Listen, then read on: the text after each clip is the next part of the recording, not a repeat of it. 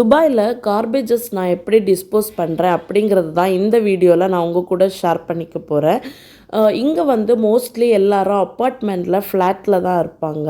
So ஒரு அப்பார்ட்மெண்ட்லேயே ஒரு 5 flats இருக்கலாம். சில அப்பார்ட்மெண்ட்டில் 30-50 ஃப்ளாட்ஸ் வரைக்கும் இருக்கும். ஸோ டாப் ஃப்ளாட்டில் இருக்கிறவங்க கீழே வரைக்கும் கொண்டு வந்து கார்பேஜ் வந்து போட முடியாது. ஸோ அதனால் ஒவ்வொரு அப்பார்ட்மெண்ட்டுக்கும் ஒவ்வொரு ஃப்ளோர்லையுமே இந்த மாதிரி ஒரு பாக்ஸ் வச்சுப்பாங்க. ஸோ நம்மளோட கார்பேஜஸை இதில் போட்டுட்டோம் அப்படின்னா அது போய் கீழே கார்பேஜ் பாக்ஸில் விழுந்துடும். அண்ட் அந்த கார்பேஜஸ் எல்லாமே டெய்லியுமே முனிசிபாலிட்டியிலேருந்து வந்து க்ளீன் பண்ணிட்டு போயிடுவாங்க.